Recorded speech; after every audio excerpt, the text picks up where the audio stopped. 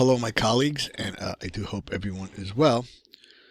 So I want to look at some other stock valuation models here, and a couple of them are basically total payout and free cash flow models. So we looked at the dividend discount model, right? We looked at that, right? We looked at that. We implicitly assumed, right, that any cash paid out by the firm to shareholders takes the form of a dividend. So now, in fact, you hear a lot now about an increasing number. A lot of companies are doing share repurchases. They're actually buying back their own shares. They use their own cash to buy back their own stock. Okay, and there's a lot of reasons that they would do that. And the first consequence, there's a couple consequences, right? For the dividend discount model, is as follows. So if the company is using their cash to repurchase shares, it has less to give in dividends. But the second one, which is more interesting actually, is by repurchasing shares, the firm decreases its share count. Okay, it has less shares, obviously, right? Which increases its earnings and earnings per share, right? And dividends on a per share basis. Okay, so that's one of the two of the highlights. So remember this. Basically, the dividends. The shareholder is going to receive the present value of the future dividends per share, right? So that's how we discounted the price of a share. Remember that? Right? We used that model. All right. So another method that's a little more reliable is when a firm repurchases its shares. And there's a model called the total payout model here. And let me highlight that. The total payout model. And it values basically all the company's equity rather than a single share. So we discount the total payouts that the firm makes to shareholders, right, which is the total amount spent on both dividends and and now they're including share repurchases, all right? Share repurchases. Then we divide by the current number of shares outstanding and get the share price. So you can see it's the present value of future total dividends, and they include now repurchases, right? Okay, so here's an example of them doing that, and you can clearly see here their total payouts this year are going to be 50% of the 860 million that they brought in, right? And they're going to use 860 million of their earnings here, right? So you can see 50% of that goes here, and the cost of capital is 10, and there's an expected growth rate is 7.5. So the present value of the total dividends and shares is 17.2 billion, right? As we can see here, right? So we're using the payout model, and then if you divide that by the number of shares outstanding, right, which they give you, right, 217 million shares outstanding, your price of a share is 79.26.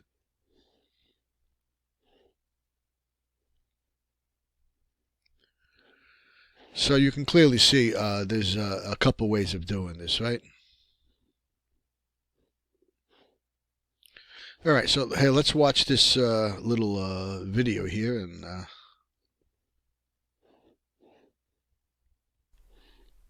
in this problem, we'll consider a firm that both pays dividends and repurchases shares, and see how we can apply the total payout model to simplify its valuation.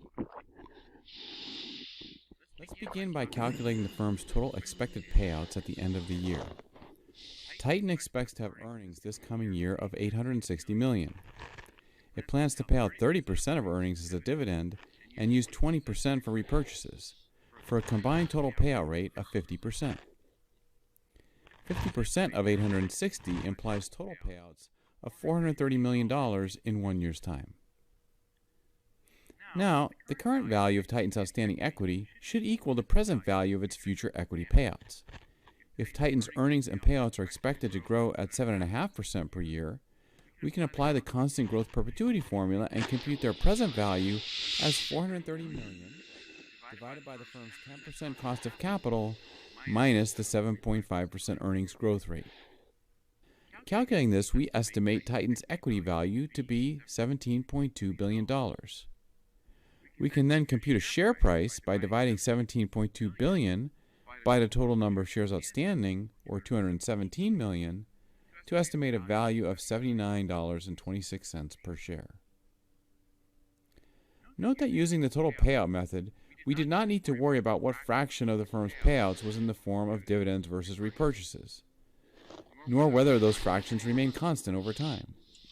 This is important since it may be very difficult to forecast a firm's choice between dividends and repurchases going forward. We also only needed to estimate the growth rate of the firm's earnings, rather than its earnings per share. And note that Titan's earnings per share will grow faster than its total earnings because its share count will fall as a result of its share repurchases. For both these reasons, the total payout method can be easier to apply and more reliable than the dividend discount method. Let's take a quick look, however, at what would happen if we applied the dividend discount method to Value Titan, just to make sure our results are consistent. Note that Titan plans to spend 20% of its earnings repurchasing shares, or a total of $172 million. Given its current market cap, which we just estimated to be $17.2 billion, this represents 1% of Titan's outstanding shares at today's prices. Next, Titan will pay dividends equal to 30% of its earnings, which dividing by its current share count equals $1.19 per share. Finally, we need to estimate the growth rate of this dividend amount. Holding its dividend payout rate constant, Titan's earnings and total dividend payouts are expected to grow by 7.5% per year. But on a per-share basis, they will grow even faster as the share count declines due to repurchases. Adding an additional 1% to the growth rate to account for the repurchase fraction we calculated earlier, we estimate an 8.5% growth rate on a per-share basis. Now, applying the constant dividend growth formula to estimate today's share price, we divide the dividend of $1.19 by the cost of capital, 10%, minus the per-share growth rate of 8.5%. Doing so, we estimate a share price of $79.26, just as we calculated previously. So that was a good recap of that problem. I thought that was really well done. All right. So the next thing, the next payout model is the discounted free cash flow model, and it looks at the enterprise value. Okay. So we look at the enterprise value, which we previously talked about in Chapter 2. Okay, which is the market value of the equity plus the debt minus your cash. This again is the cost to actually buy the company, right?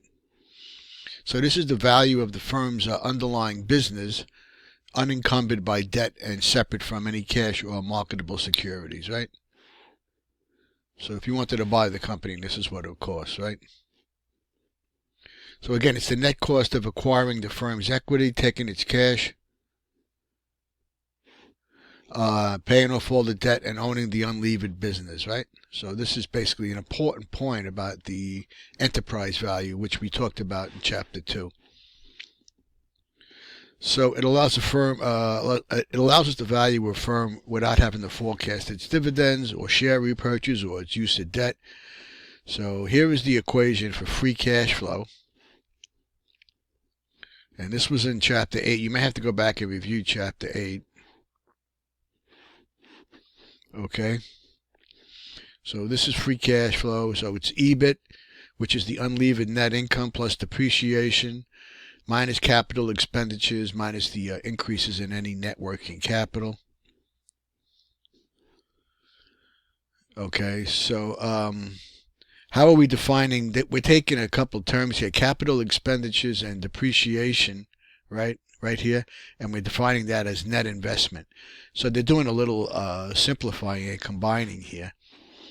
So they take depreciation and capital expenditures and call it net investment. So now they simplify this equation to EBIT minus the net investment minus increases in net working capital. Okay. All right. So now we're looking at the valuation of the company as the present value of the free cash flows of the firm, right? So this is another way of looking at it. So basically here is the stock price.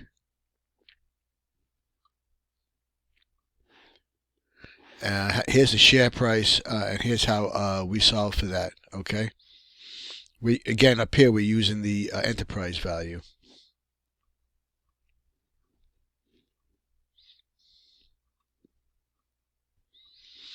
All right, so here's a detailed example of that. All right, and this is a nice example here, and this is a nice example here.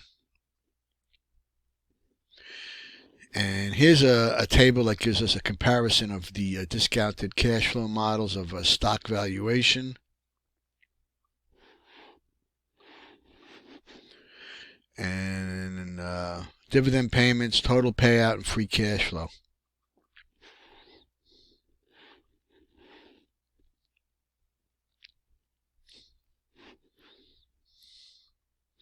All right, so there's a couple other valuation principles here.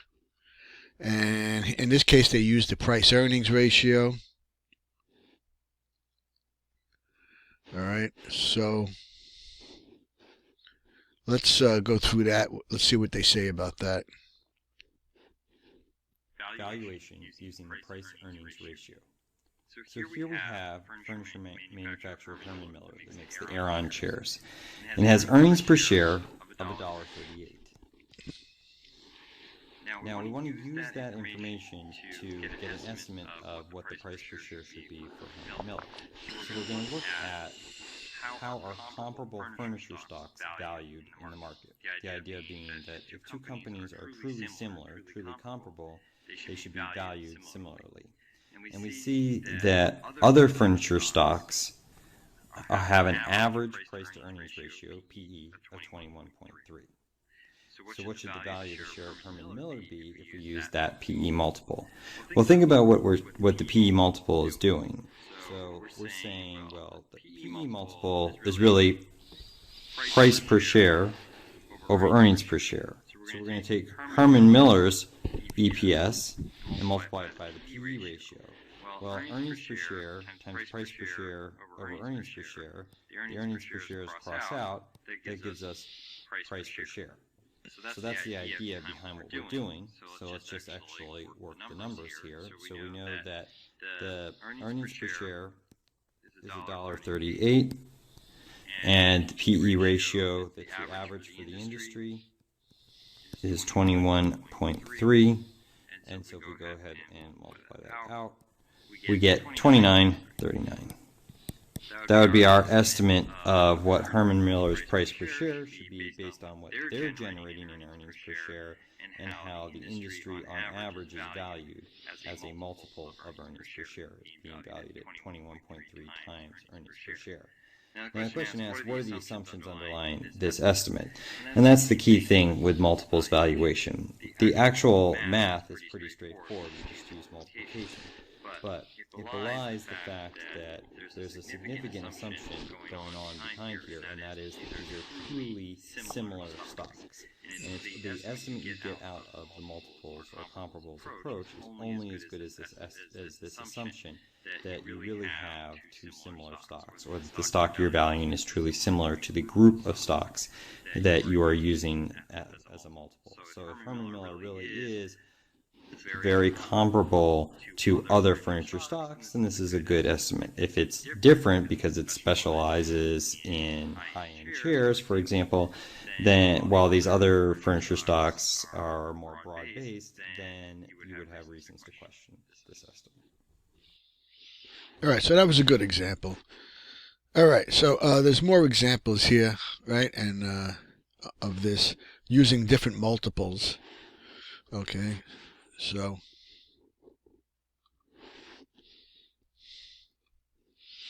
All right, so they go through the limitation of multiples here, and they're basically commenting that if comparable firms were identical, the multiples would match precisely. Of course, companies are not identical. All right, so there's always going to be differences in a company. So you can see here they compare a lot of footwear companies here, right? And you can see the how they do the basically stock prices and multiples, right, for different footwear companies. And of course, they went back to January 2006. So you can see the different stock prices here, and here's the different market caps and the enterprise value.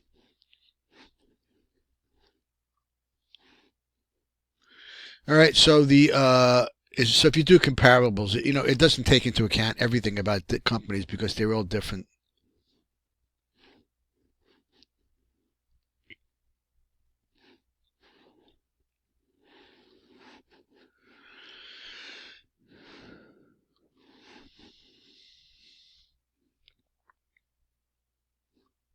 All right, so this is pretty much the end of the chapter. So as you can see what they say here, no single technique provides a final answer regarding a stock's true value. All approaches require assumptions, and that's the important word, or forecast, that are too uncertain to provide a definitive assessment of the firm's value. Most real-world practitioners use a combination of these approaches and gain confidence if the results are consistent across a variety of methods. So you can see the different valuation methods that they've gone through in this chapter provide quite a bunch of different answers, right? You can see the value per share here, depending on the method used and how it varies. Okay, so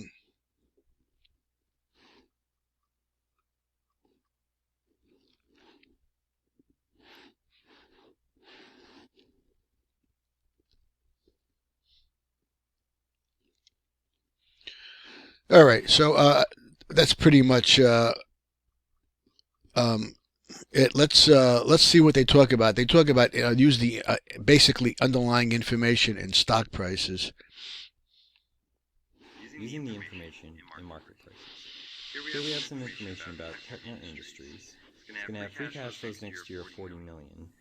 We're not really sure how much those free cash flows are going to grow, at what rate they're going to grow. We think it should be around 4% per year. We know it has a weighted average cost of capital of 11%. That's going to be our discount rate, and 10 million shares outstanding, no debt, and 20 million in cash. We can also observe its actual current price per share, which is 55.33. So the market thinks it's worth 55.33, and we can compare what value it would have based on our estimate with what value the market seems to be giving it.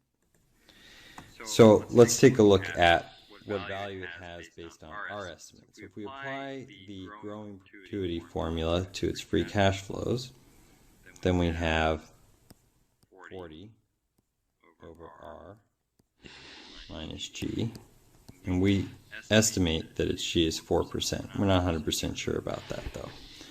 If you go ahead and figure that out, you get 571.43 million. So that's the total enterprise value, because we use free cash flows of 40 million. To get the equity part, we would then take the 571.43, and we're going to add in the cash and subtract out the debt. There's no debt though, so we're just going to add in the cash. And we're going to get 591.43 million. So that's the total value of the equity. Now we're just going to divide that by 10 to get the price per share, and so we have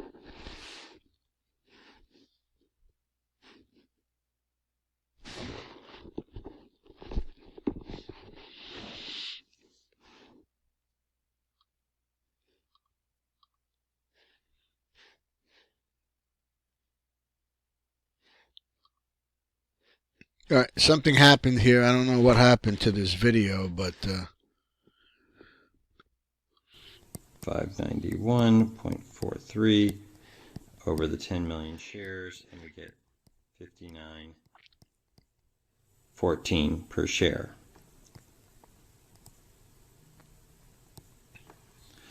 But the market price is 55.33. So we've come up with 59.14, and the market price is 55.33. So what would it take for to get a price that's lower than 59.14? It would have to be that the market is applying a lower growth rate than 4%. Because if the growth rate were lower, then we would get a lower answer here for our enterprise value, and that would produce a lower price per share. So we can potentially update our own assumption of what we think the growth rate is by saying, well, the market must think that the growth rate of Technor Industries free cash flows is going to be less than 4% a year, or else they wouldn't be coming up with a price that's less than ours. So since we're not truly sure about what the growth rate is going to be, we can adjust downward based on the information that we have from the market.